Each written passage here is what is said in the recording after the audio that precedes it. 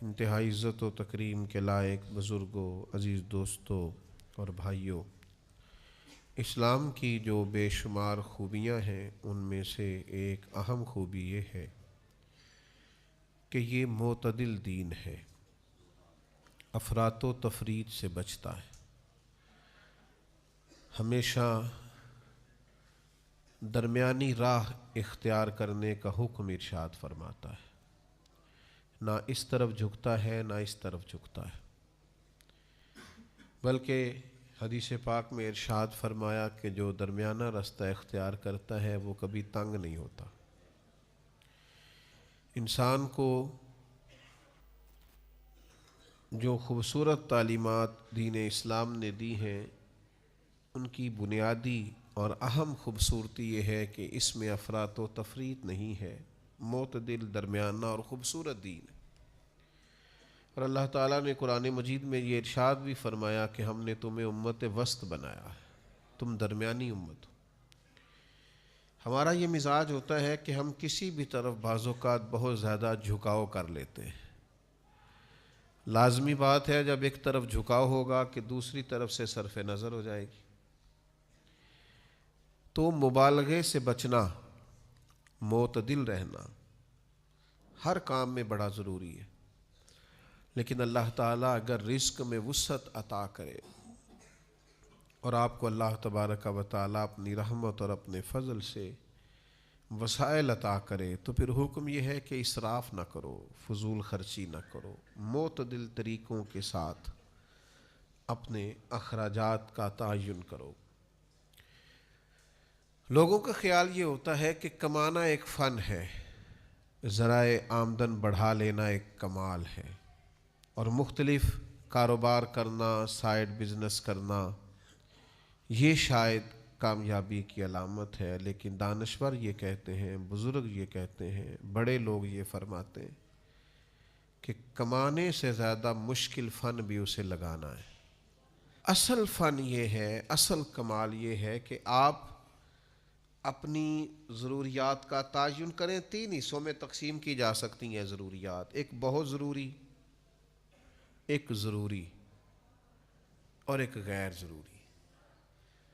بہت ضروری کے بغیر تو گزارا ہی نہیں نا، 2 وقت کا کھانا چاہیے، رہنے کو گھر چاہیے، انسان بیمار ہے تو اسے دوائی چاہیے، یہ بہت ضروری چیزیں، ان کے بغیر گزارا۔ اور کچھ چیزیں صرف ضروری ہوتی ہیں، بہت ضروری نہیں ہوتی۔ مثلا عید آ گئی تو نئے کپڑے چاہیے، کوئی شادی آ گئی تو نیا لباس چاہیے، یہ ضروری ہوتا ہے پر بہت ضروری نہیں ہوتا۔ جب تک انسان جوان ہوتا ہے تو یہ ضروری لگتا ہے، اور جب تھوڑے بال سفید ہونے لگتے ہیں تو پھر یہ ضروری محسوس کہنے تو بچیاں نے لیلا میرے نوے نے ابھی عید پہ ہی تو خریدے تھے۔ تو یہ ضروری ہے، یہ بہت ضروری۔ ایک غیر ضروری ہے بلا وجہ، یعنی کپڑوں کا ڈیزائن بدل گیا ہے، یعنی کپڑے موجود ہیں، الماری بھری ہوئی ہے لیکن پہننے والے نہیں، کئی تقریبات پہ میں نے پہلے بھی پہن لیے، تو یہ غیر ضروری ہے۔ غیر ضروری سے بچنا بڑا ضروری ہے، یہ غیر ضروری سے بچنا بڑا ضروری ہے۔ یاد رکھیے گا کہ ہمارا دین یہ کہتا ہے کہ خواہشات قیامت میں پوری کرنا، وَلَكُمْ فِيهَا مَا تَشْتَهِي أَنفُسُكُمْ، جنت میں تمہیں وہ ملے گا جو تم چاہو گے، تمہیں جنت میں وہ ملے گا جو تم چاہو گے۔ خواہشات قیامت میں پوری کرنا، دنیا میں صرف ضروریات پوری کرو۔ وہ جو اندر تمہارے جنون اٹھتا ہے کہ یہ خواہش بھی پوری ہونی چاہیے، یہ خواہش وہ جنت میں پوری ہوگی، تم کسی چیز کی طلب کرو گے وہ پہلے سے تمہارے لیے تیار ہوگی۔ لیکن یہاں تھوڑا سا معتدل، لیکن اسراف سے بچنا ہے، کنجوس نہیں ہونا، یعنی جہاں لگانے چاہیے وہاں بھی نہ لگانا، یہ کنجوسی ہے، یہ بخل ہے، اس سے دین منع کرتا۔ لیکن بلا وجہ کا اسراف کرنا، دیکھیے قرآن مجید کہتا ہے کلو وشربو، کھاؤ پیو، ولا تسرفو، اسراف نہ کرو، فضول خرچی نہ کرو۔ یعنی آپ صرف پیسے ہی ضائع کر رہے تھے، آپ صرف پیسے ہی زیادہ لگا رہے تھے، لیکن قرآن مجید نے کہا انہو لا یحب المسرفین، بے شک اللہ فضول خرچی کرنے والوں کو پسند نہیں کرتا. یعنی یہ تم مت سمجھنا کہ میں نے صرف پیسے ضائع کیے ہیں یہ کوئی بری بات ہی نہیں. فرمایا یہ جو تم نے پیسے ضائع کیے ہیں تو یہ تم نے اللہ کا ناپسندیدہ کام کیا. تم اپنے کریم رب کی رضا والا کام نہیں کر رہے, محض پیسہ ہی نہیں ضائع ہوا. یہ ایک روحانی مسئلہ ہے کہ تمہیں فضول کاموں سے بچنا چاہیے. آپ کے پاس جتنا بھی ہے کیا حرج ہے, بڑی جگہ ہیں لگانے والی, آپ اللہ کے راستے میں لگائیں, آپ غریبوں پر خرچ کریں, آپ بیواؤں کی مدد کریں, آپ کسی دین کے کام میں لگا لیں. لیکن یاد رکھیے گا کہ بہت زیادہ مال بھی ہو تو اس وقت بھی اسے ضائع کرنے کی اجازت نہیں ہے. ہمارے ہاں نا ہوتا ہے ضائع بعض لوگوں کے پیسے, اور ایک تھوڑی دیر کے لیے رک کے یہ بھی سمجھیے گا کہ بعض لوگ ایسے ہیں جو بہت عروج پہ تھے مالی طور پر, لیکن وہ پھر زوال پذیر ہوئے. کہیں نہ کہیں ان کو اللہ تعالیٰ نے وسعت رزق عطا کی تھی, لیکن پھر وہ کیوں زوال پذیر ہوئے کہ انہوں نے اس نعمت کی قدر نہیں کی, بیکار بڑا لٹایا. بعد میں وہ شکوے کرتے ہیں میں نے فلانے کو بھی دیا, میں نے فلاں کو بھی دیا, میں نے فلاں کی مدد بھی کی. تو کئی دفعہ کہنے کو دل کرتا ہے جناب کیوں کی آپ نے بلا وجہ, فلاں کی شادی پہ میں اتنے دے آیا, کیوں دے آئے آپ نے قدر ہی نہیں کی, اللہ نے آپ کو دیا تھا. آپ کو ضرورت کی جگہ پہ لگانا چاہیے. خرچ اگر کرنا چاہیے تھا تو دیکھنا چاہیے تھا کسی مسکین, یتیم, ضرورت مند کی مدد کرتے. آپ نے بس وہ مجھے فلاں نے بلا لیا اور مجھے اس نے بڑا کہا اور مجھے چودھری مان لیا تو لہذا میں لٹا آیا. تو آپ کے اس رویے نے بے برکتی پیدا کر دی. یہ رویہ یعنی دیکھیے ایک حدیث کی روشنی میں اس سارے مفہوم کو سمجھیے گا. حضور نبی رحمت صلی اللہ تعالیٰ علیہ وسلم کریم ارشاد فرماتے ہیں, میرے نبی پاک صلی اللہ تعالیٰ علیہ وسلم بیان کرتے ہیں, حضور فرماتے ہیں تم نہر پر بھی وضو کر رہے ہو نا, پھر بھی تمہیں پانی ضائع کرنے کی اجازت نہیں. یعنی تمہارے پاس اتنا وسیع پانی موجود ہے کہ نہر ہی چل رہی ہے, تو وہاں بھی تمہیں یہ اجازت نہیں دی جا سکتی کہ تم پانی کو ضائع کرو. وہاں بھی جتنی تمہاری ضرورت ہے اتنا پانی حاصل کرو, ضیاء کی یہاں بھی گنجائش نہیں ہے.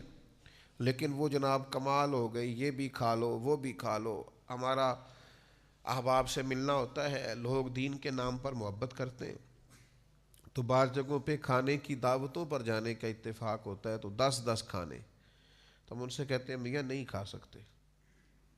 آپ نے ایک ہی کھانا پکا ہوا ہوتا تو بڑا اچھا تھا, ایک روٹی کھانی ہے. اور وہ یہ ہوتا ہے کہ آپ کبھی تجربہ کر کے دیکھ لیں گھر میں کہ وہ ایک سالن صاف سا پک جائے تو وہ چل جاتا ہے گزارا بہترین سا. جب آپ کے پاس 10-15 قسم کے آپشن ہو تو بعض اوقات تو دیکھ کے پیٹ بھر جاتا ہے. لیکن ہمارے ہاں کچھ لوگ کہتے ہیں کہ لوگوں کو پتہ چلنا چاہیے میرے پاس پیسے ہیں, لوگوں کو اندازہ ہونا چاہیے کہ میرے پاس وسعت رزق ہے. تو بھائی آپ اسراف نہیں کریں, بیکار خرچ نہ کریں, فضول خرچی نہ کریں. یہ عمل اتنا خطرناک ہے. آپ نے سارے پیسے بھی کما لیے ہیں تو پھر بھی اس کے آپ مالک نہیں, مالک حقیقی تو اللہ تعالیٰ ہے. قیامت والے دن 2 سوال ہوں گے, بخاری میں موجود ہے رزق کے مسئلے میں. محض یہ سوال نہیں ہوگا کہ کمایا کہاں سے تھا, کریم فرماتے ہیں یہ بھی پوچھا جائے گا کہاں سے کمایا, اور یہ بھی پوچھا جائے گا لگایا کہاں پہ. تو یہ جو خرچ کرنے کا تعین ہے یہ بھی آپ دین کے مطابق کریں گے, آپ کو خرچ کرنے کی بابت بھی سوال ہوگا. تو اسراف نہیں کریں. ہمارے ہاں کچھ لوگ بے جا ضائع کرتے ہیں, کچھ بیچاروں کی ضروریات پوری نہیں ہوتی, اور کچھ ایسے ہیں جو اسراف کر رہے ہوتے. اس اسراف سے بچیں, اپنے آپ کو اس سے بچائیں. حضرت سلمان فارسی رضی اللہ تعالیٰ عنہ ارشاد فرماتے ہیں, حدیث کے راوی ہیں, ارشاد فرماتے ہیں, ابن ماجہ میں حدیث موجود ہے, آپ فرماتے ہیں کہ میں نے خود نبی پاک علیہ السلام سے سنا, حضور فرمانے لگے جو دنیا میں جتنا پیٹ بھر کے کھائے گا نا, قیامت والے دن اتنا ہی بھوکا رکھا جائے گا.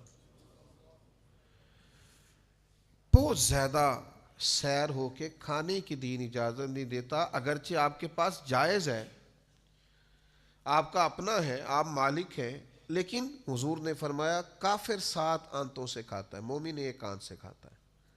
مومن کا کھانا ہی کم ہے, جتنی مرضی بھی پسندیدہ چیز اس کی ہو وہ معتدل طریقے سے کھاتا ہے, وہ کھا کھا کے بیمار تھوڑی ہوگا. تو فرمایا کہ دنیا میں جو جتنا زیادہ پیٹ بھرے گا صبح قیامت اتنا بھوکا رکھا جائے گا. تو میں عرض کروں گا آپ کی خدمت میں کہ کھانے میں اسراف سے بچا جائے. کچھ لوگوں کو بہت زیادہ شوق ہوتا ہے کھانے کا، بہت کھاتے ہیں. یعنی وہ ابھی ٹیبل پہ کھانا لگا ہوا ہے، صبح کا ناشتہ، اور وہ لطف اندوز ہو رہے ہیں، اسی ٹیبل پر وہ ڈسکس شروع کر دیتے ہیں کہ دوپہر کو کیا پکانا ہے.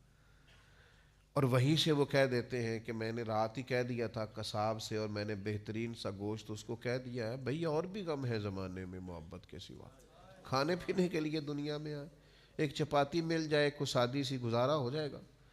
یہ کام نہیں ہے. ہر وقت یہ زبان کا ذائقہ ایسا ہے، آپ جس قدر زیادہ یہ لگا لیں گے لگ جائے گا. آپ ایک چیز کھائیں گے دوسری کی یہ طلب کرے گا، تیسری کی طلب کرے گا. اس کو تو آپ نے خود روکنا ہے، اس کی قناعت آپ نے کرنی ہے. حضرت انس بن مالک رضی اللہ تعالیٰ عنہ بیان فرماتے ہیں کہ میرے نبی کریم صلی اللہ تعالیٰ علیہ وسلم نے ارشاد فرمایا، کریم فرمانے لگے جو چاہے طبیعت وہ کھا لینا، یہی تو فضول خرچی ہے. اس کو محبوب نے فضول خرچی اور اسراف کہا. جو آپ کی طبیعت میں آیا آپ کھا رہے، جو من میں آیا آپ کھا رہے، جو مزاج میں آیا آپ استعمال کر رہے. تو یہ درست نہیں ہے. پھر یہ کہ لباس کا بھی یہی معاملہ ہے. لباس ضرورت کے لیے ہوتا ہے، ستر پوشی کے لیے ہوتا ہے، وجود ڈھانپنے کے لیے ہوتا ہے. شریعت اسلامیہ میں لباس کے آداب میں سے ایک ادب یہ ہے کہ تھوڑا کھلا لباس پہنا جائے تاکہ سطر کو صحیح طور پر چھپائے. ایسا چست لباس جس سے جسم اور وجود کے حصے ظاہر ہوں شریعت اسلامیہ محبوب نہیں رکھتی، پسند نہیں کرتی. تو لباس جسم چھپانے کے لیے ہوتا ہے 5 7 10 جوڑے گرمی کے، اور اتنے اگر آپ کے پاس سردی کے ہیں تو یہ بہت زیادہ ہیں، بہت کافی. لیکن ڈیزائن بدلتا ہے. یہ میرے دیکھتے دیکھتے ڈیزائن میں نے کئی بدلتے دیکھے ہیں. کبھی اونچے کرتے کا رواج آ جاتا ہے تو کبھی نیچے کرتے کا رواج آ جاتا ہے. مجھ سے ناراض نہ ہو جائیں کہیں کچھ دوست، میں کیسا دستور زباں بندی ہے تیری محفل میں، بات کرنے کو ترستی ہے زباں میری. کئی دفعہ کچھ جملے آتے ہیں زبان پر تو اس لیے نہیں کہتے کہ یار یہ شاید شدت نہ ہو جائے کسی معاملے میں. یعنی یہ تنگ پانچوں کا پاجامے کا کچھ عرصہ پہلے رواج آیا تھا کہ تھوڑا سا نا پاجامہ، پہلے تو لوگ پینٹ کو جیبیں لگاتے تھے، پھر شلوار کو لگانے لگے اور اس کا پاجامہ بننے لگا. تو کئی سیانے بزرگ لوگوں نے بھی سلوا لیے، سمجھدار لوگوں نے وہ پاجامے سلوا لیے. تو ایک دوست سے تو میں نے عذرائے محبت پوچھا بھی، میں کہا کتوں بنوایا ہی؟ تو پریشان ہو گیا. میں نے کہا پریشان نہ ہو، میں نے نہیں بنوانا، لیکن آپ پریشان نہ ہو. لیکن ہمارا مزاج یہ ہے، طبیعت یہ ہے، لب و لہجہ یہ ہے کہ ہم اسراف کرتے ہیں، فضول خرچی کرتے ہیں، ہم چیزوں کو سمجھتے نہیں. تو شریعت یہ کہتی ہے کہ آپ بیکار چیزوں سے بچیں، اسراف سے بچیں، غلط جگہ خرچ کرنے سے بچیں. اپنے یہ فن سیکھیں کہ کس طرح کر کے آپ نے اپنے اخراجات کو مینج کرنا ہے. وہ لوگ بڑے زبردست ہوتے ہیں جو کفایت شعار ہوتے ہیں، انہوں نے کسی کا قرض نہیں دینا ہوتا، جن کے پاس جتنا آتا ہے اس ترتیب سے انہوں نے مینج کیا ہوا ہوتا ہے. یعنی میری والدہ صاحبہ کو میرے ابا جی کہا کرتے تھے کہ پڑھولے چ کنک میں پاتی ہے تے اچار مرتبان چ تو پا دے، تو پھر گرمیاں پرواہ کوئی نہیں، ضرورت کوئی نہیں ہے. تو آپ اسراف سے جس حد تک بچ سکتے ہیں، جس حد تک بچ سکتے ہیں اپنے آپ کو بچائیں. اور یہ جو لباس آج ہمارا رواج بنا ہے کہ فیشن کا لباس پہننا ہے اور انوکھا سا لباس پہننا ہے اور انفرادی سے کپڑے پہننے ہیں اور ڈیزائن والے کپڑے پہننے ہیں، آپ کو پتہ ہے کتنا سخت حکم صحیح حدیث میں موجود ہے. نبی کریم علیہ الصلوۃ والسلام نے ارشاد فرمایا، جس شخص نے دنیا میں دکھاوے کا لباس پہنا، لوگ مجھے دیکھیں اور مجھ سے میری بہنیں، بیٹیاں، مائیں ناراض نہ ہو جائیں. یہ عورتوں میں بعض اوقات یہ شدت زیادہ پائی جاتی ہے کہ یہ تو میں نے پچھلی تقریب پہ بھی پہنا تھا، اب یہ کہ میں پھر پہنوں. بڑے بھاری بھرکم لباس، بڑے مہنگے لباس شادی بیاہ کی تقریبات میں جو ایک آدھ دفعہ پہنے جا سکتے ہیں اور پھر وہ ساری رقم ضائع ہو جاتی، اور اس سے ضرورت کیا ہوتی ہے کہ تھوڑا نظر آئے. تو کریم کیا فرماتے ہیں؟ حضور فرمانے لگے کہ جس نے دنیا میں دکھاوے کا لباس پہنا، اللہ قیامت کے دن اسے ذلت کا لباس پہنا دے گا اور رسوا کر دیا جائے گا.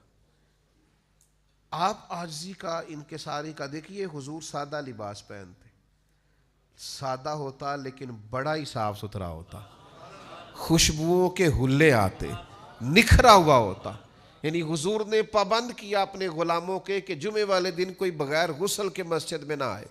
آپ کا لباس اجلا ہو، ستھرا ہو، نکھرا ہو، خوبصورت ہو، لیکن یہ ضروری نہیں ہے کہ وہ بہت مہنگا ہو، اس میں بہت زیادہ وسعت پائی جائے اور بہت زیادہ وہ پیسوں کا ہو. آپ اس میں احتیاط کریں اور رزق کو ضائع ہونے سے بچائیں. حضور علیہ السلام گھر تشریف لائے تو ویسے بھی حضور علیہ السلام کے کاشانہ نور میں یہ پہلے سے طریقہ موجود تھا کہ مہینہ مہینہ تو چولہا ہی نہیں جلتا تھا، بس کھجور پانی پہ گزارا ہو گیا. اور کھانا اتنا ہی کھانا چاہیے جس سے کمر سیدھی ہو، بہت زیادہ کھا کے تو انسان بیمار ہو جاتا ہے. تو کریم گھر تشریف لائے تو ایک روٹی کا ٹکڑا چھوٹا سا کسی کونے میں زمین پہ پڑا تھا. اللہ کے محبوب علیہ السلام نے اسے اٹھا لیا اور پھر فرمایا عائشہ اس رزق کی قدر کرو، یہ کسی گھر سے ناراض ہو جائے تو لوٹ کے نہیں آیا کرتا. یہ اللہ نے تمہیں دیا ہے، تمہارے گھر میں وسعت آئی ہے. یعنی اس گھر کی بات ہے جہاں مہینہ مہینہ چولہا نہیں جلتا، لیکن اب کس طرح سے رزق ضائع ہوتا ہے، کس طرح سے سرمایہ ضائع ہوتا ہے، کس طرح سے کچرے کے ڈھیر میں چیزیں ملتی ہیں، کس طرح سے ہم اپنی چیزوں کا خیال نہیں کرتے، احتیاط نہیں کرتے. تو جب آپ احتیاط کرتے ہیں، جب آپ کے رویے کے اندر تھوڑا سا اسراف سے بچنا ہوتا ہے، آپ کا طرز زندگی محتاط ہوتا ہے. زندگی میں سب سے زیادہ معزز وہ شخص ہوتا ہے جو قناعت پسند ہوتا ہے، جسے کسی کے سامنے ہاتھ نہیں پھیلانا پڑتا. یہ سب سے بڑی زندگی کے اندر وقار والی چیز ہے. اب دیکھیے نا مسند امام احمد بن حنبل میں یہ حدیث کیسے چمکتی ہے، اور اس کے لفظوں کا حسن اور حضور کے بتانے کی رانائی دیکھیے گا. ایک صحابی نے عرض کی حضور عزت کیا ہے؟ فرمایا رب نے جو تجھے دیا ہے اس پہ راضی ہو جا، اللہ عزت عطا کر دے گا. یا رسول اللہ صلی اللہ علیہ وسلم ذلت کیا ہے؟ تو محبوب فرمانے لگے لالچ نہ کرنا، ہرس نہ کرنا، کسی کے پیسوں کی طرف نہ دیکھنا، کسی کی جیب پر نظر نہ کرنا، ورنہ تو ذلیل ہو جائے گا. ہرس، ہوس، طمع یہ بندے کو رسوا کر دیتا. اور اللہ نے جو دیا ہے اس پر قناعت اختیار کرنا، اس میں اپنے اخراجات کو مینج کرنا، بغیر ہاتھ پھیلائے کفایت شعاری کے ساتھ اپنے معاملات زندگی کو چلانا، اللہ نے جو دیا ہے اس کے اندر رہ کے اپنا وقت گزارنا، یہ عزت والا معاملہ ہے. ہم شکوہ کر رہے ہوتے ہیں لوگوں کا، فلاں بڑا امیر ہے میرا بھائی پر میری طرف توجہ نہیں کرتا. او میرے بھائی آپ کو اللہ تعالیٰ نے بڑی نعمتوں سے نوازا ہے، آپ نے دیکھا کیوں امیر بھائی کی طرف؟ فلاں رشتہ دار بڑا آگے نکل گیا، آپ کیوں شکوہ کر رہے ہیں اس کا؟ جو رازق اس کا ہے وہی آپ کا ہے. ہارون رشید حج کر کے آ رہے تھے تو اونٹنی کے دائیں بائیں آگے پیچھے لوگ نعرے لگا رہے ہیں، اور جناب کیا بات ہے، نفس نہ اس سے بڑی تسکین کشید کرتا ہے، بڑا لطف لیتا ہے. تو وہ بڑا خوش تھا اور بڑا راضی تھا. آپ کو پتہ ہے ایسے ایسے کرنے میں، جلسوں میں، محفلوں میں بڑا مزہ آتا ہے کہ مطلب لوگ جو ہیں وہ میرے منتظر ہیں اور سینکڑوں لوگ بیٹھے ہیں کہ صاحب آ رہے ہیں. ہارون رشید بڑا خوش ہو رہا تھا تو ایک ٹیلے پہ، ایک ٹبے پہ حضرت بہلول دانا بیٹھے کچھ چبا رہے تھے ہلکا ہلکا. تو ذرا سا دیکھا ہارون رشید کی طرف تو بڑا معنی خیز سا مسکرائے. تو بعض لوگ بعض اوقات ایسا مسکراتے ہیں کہ ان کی مسکراہٹ میں بڑے معنی اور مفاہیم پنہا ہوتے ہیں. تو پوچھنے کو دل کرتا ہے کہ جناب آپ بڑا مسکرائے، کیا مطلب؟ تو ہارون رشید تھوڑا سا آگے آ کے گھوڑے سے اتر گئے اور حضرت بہلول دانا کی خدمت میں حاضر ہوئے اور کہنے لگے کہ سچ بتائیے کیوں مسکرا رہے تھے؟ حضرت بہلول دانا کپڑے جھاڑ کے کھڑے ہو گئے، کہنے لگے مسکرا اس لیے رہا تھا کہ یہ جو تیرے نعرے لگا رہے ہیں نا، میں نے اپنی آنکھوں سے دیکھا ہے، یہ تجھ سے پہلے کسی اور کے بھی لگاتے تھے، تجھ سے پہلے اوروں کے نعرے لگاتے، میں نے ان سب کو دیکھا ہے، اور مجھے یہ بھی امید ہے کہ یہ تیرے بعد بھی کسی کے نعرے. تو کس بات پہ خوش ہو رہا ہے؟ یہ تو تلک الایام نداولها بین الناس، اللہ لوگوں کے دن پھیر دیتا ہے، بدل دیتا ہے دنوں کو. تو یہ جو آج تیرے نعرے لگ رہے ہیں یہ کل کسی اور کے بھی لگیں گے. تو ہارون رشید کو بڑا اثر ہوا بات کا، سیانا بندہ تھا اور بات سمجھ جانا بھی بڑا کمال ہوتا ہے، وہ بات کو سمجھ گیا تو حضرت بہلول دانا کے پاس چند گھڑیاں بیٹھ گیا، تو پھر جو مزاج ہوتا ہے بڑے لوگوں کا اسی مزاج میں وہ گفتگو کرنے لگا، کہنے لگا مجھے کسی نے بتایا تھا آپ پہ تھوڑا سا قرض ہے، تو میرے لیے ایک حکم ہوا تو مجھے بتائیے گا۔ تو حضرت بہلول دانا پھر مسکرائے، کہا آپ کیوں مسکرائے ہیں؟ تو کہنے لگے ایک بات تو بتا، تیرا رب کون ہے؟ تیرا رب کون ہے؟ ہارون رشید کہنے لگے اللہ۔ تو فرمایا میرا کون ہے؟ کہا اللہ۔ تو پھر کپڑے جھاڑے اور بڑی ہی بے نیازی کے ساتھ ٹیلے سے نیچے اترے، کہنے لگے جا اپنا کام کر، یہ تو نہیں نہ ہو سکتا کہ اللہ ہارون رشید کو تو دیتا جائے اور بہلول دانا کو بھول ہی جائے، میرے رب کو پتہ ہے کسے کیا چاہیے، لہٰذا میرے مالک نے جو دیا ہے اس پر راضی ہوں، میں تجھے اپنے دکھ کیوں بتاؤں، میرے پاس مصلح ہے، میرے پاس دعا کا رشتہ ہے۔ آج شام دنیا سوئے گی تو ساون کی کالی راتوں میں جب بوندا باندی ہوتی ہے، وہ راتوں کو اٹھ اٹھ روتے ہیں جب خلقت ساری سوتی ہے۔ تو آج ہی کہہ لینا ہے، میں نے اپنے رب سے کہہ لینا ہے، رات پوے تے بے دردانو نیند پیاری آوے، درد مندانو یاد سجن دی ستیاں بھی آن جگاوے، والذین یبیتون لربہم سجدا وقیاما، رب کے بندے راتیں مصلے پہ گزارتے ہیں سجدے کرتے ہوئے اور قیام کرتے ہوئے، اور حضور نے فرمایا ہے، یہ ترمذی میں موجود ہے، اللہ کے محبوب فرماتے ہیں دنیا داروں کو دکھ نہ بتانا، اللہ تمہیں کبھی غنی نہیں کرے گا، بالکل لوگوں کو نہ بتانا یہ مجبوری ہے، یہ آزمائش ہے، اس لیے کہ وہ تیرے ساتھ چلیں، رو کے درد سے عج سے، مالداروں اور دنیا داروں کو دکھ نہ بتانا، دکھ اپنے رب کریم کے حضور عرض کرنا، جلدی کرے یا دیر سے کرے تمہیں لوگوں سے بے نیاز کر دے گا، تمہیں لوگوں کی ضرورت نہیں رہے گی، مالک اپنے خزانوں سے عطا کرے گا۔ تو ایک تو اسراف نہ کریں، فضول خرچی نہ کریں جو اللہ نے دیا ہے۔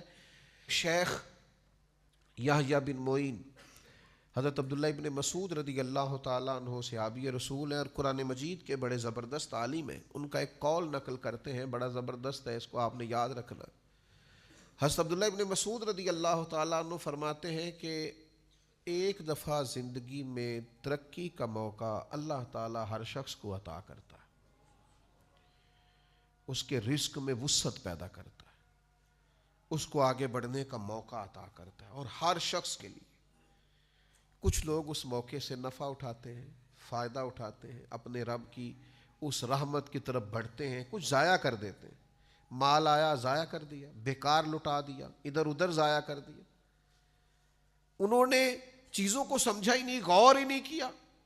اور کچھ لوگ بڑے سمجھدار ہوتے ہیں، وہ اپنے ان احوال سے چیزوں سے سیکھتے ہیں، سمجھتے ہیں، غور کرتے ہیں، یعنی پورے علاقے میں قحط آیا تھا اور سمجھدار لوگ بتا رہے تھے کہ یہ قحط بڑھتا جا رہا ہے، حالات پتہ نہیں کس طرح کے ہوں گے، لیکن باقی سب نے غور نہیں کیا۔ جناب یوسف علیہ السلام سمجھ گئے، انہوں نے گندم جمع کر لی، اور آپ قرآن مجید میں سورہ یوسف کو کھول کر کے دیکھیے، آپ حیران ہوں گے کہ اتنی گندم انہوں نے جمع کی اور اس خوبصورتی سے جمع کی کہ نہ صرف یہ کہ ان کے اپنے مصر کے علاقے کی ضروریات پوری ہوئی، بلکہ باہر سے بھی لوگ آئے، اور اسی موقع پر وہ بھائی بھی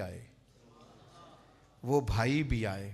حضرت یوسف نے نا، بھائی بڑے پیارے ہوتے ہیں، میں نے پہلے بھی عرض کیا تھا، بندہ اپنی فیملی کے اندر اور اپنے بال بچوں کے اندر بھائیوں کی غیبتیں شیبتیں دو چار کر بیٹھتا ہے تو وہ بچے پکے ہو جاتے ہیں کہ ہمارا چاچا بندہ ٹھیک نہیں، یہ آپ اپنے بچوں کو مطمئن کرتے ہیں۔ تو جناب یوسف کے بھائی بھی اس موقع پر آئے تو اندر طلب تو تھی نا، یہ سارا بچپن ایک دیہات میں وہ بھی ماحول ہوتا ہے کہ تو میرے بھائی نو کچھ کیا ہے، اتنی تیری جرت، پتہ نہیں اس دنیا میں کیا ظلم ہے کہ جس بھائی کی خاطر لوگ اسلحہ اٹھاتے ہیں کہ تو میرے بھائی نو کچھ کیا ہے، پھر چند پیسوں کے لیے اسی بھائی پر اسلحہ اٹھا لیتے ہیں۔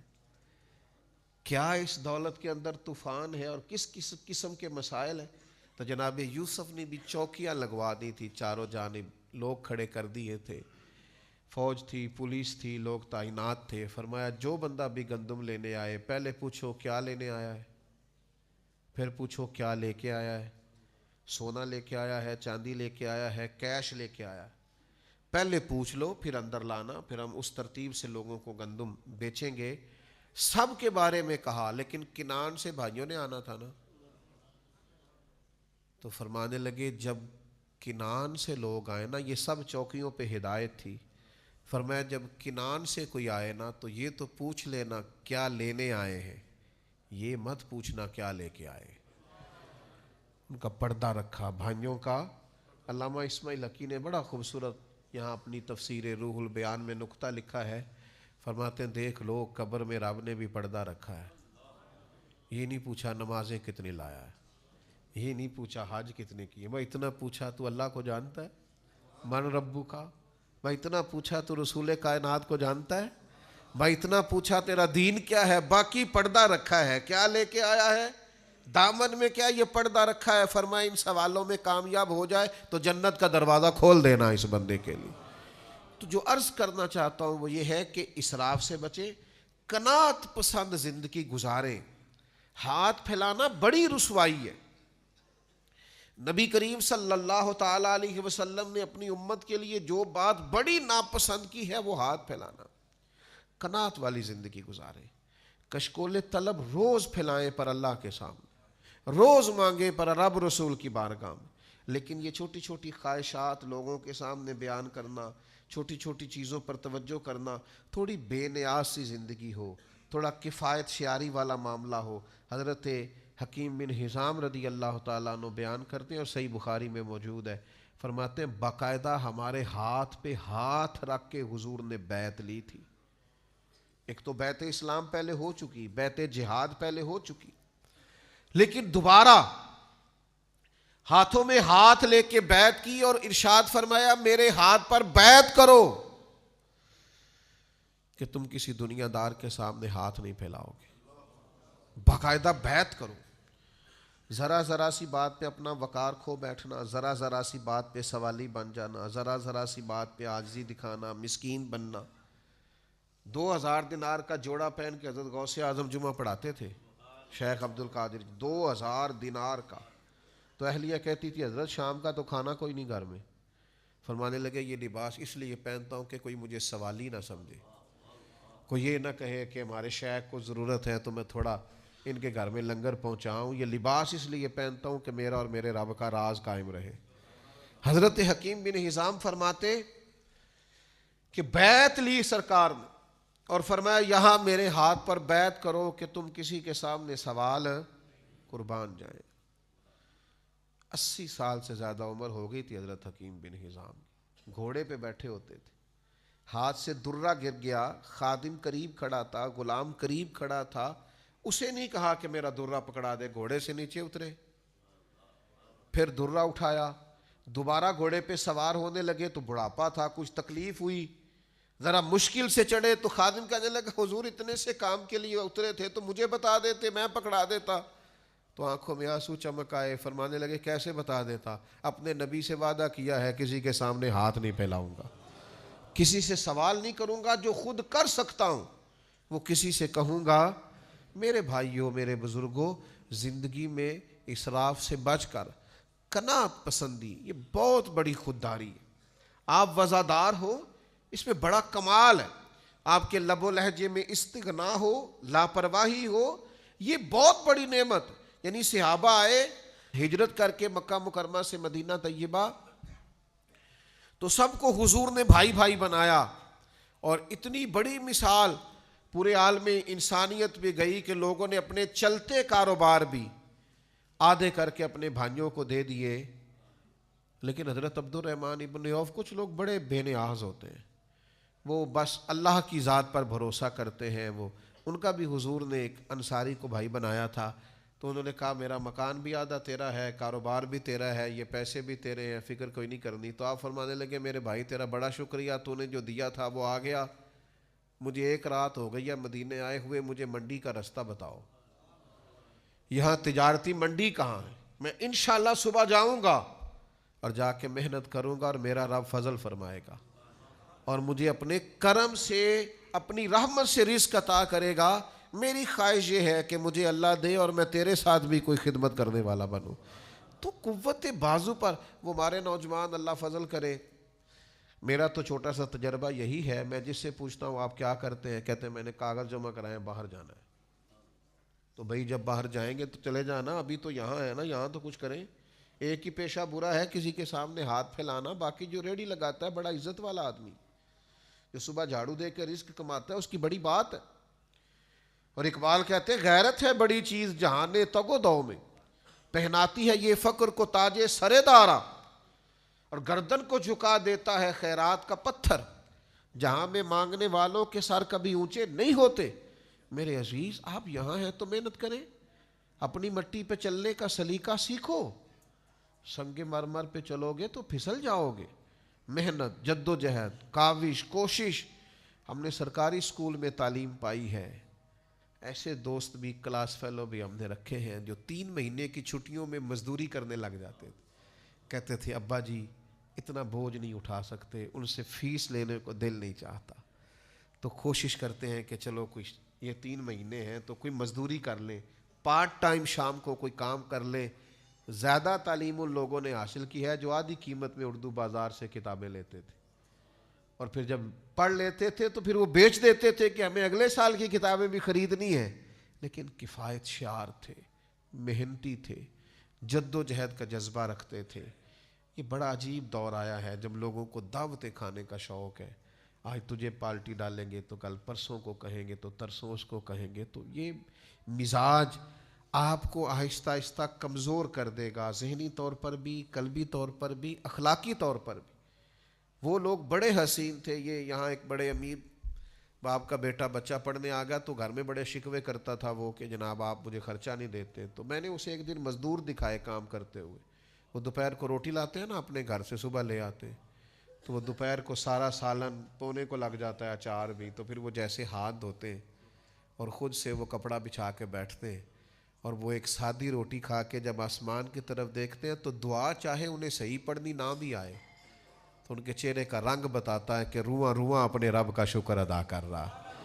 تو یہ زندگی معنی خیز ہے, یہ با کمال زندگی ہے.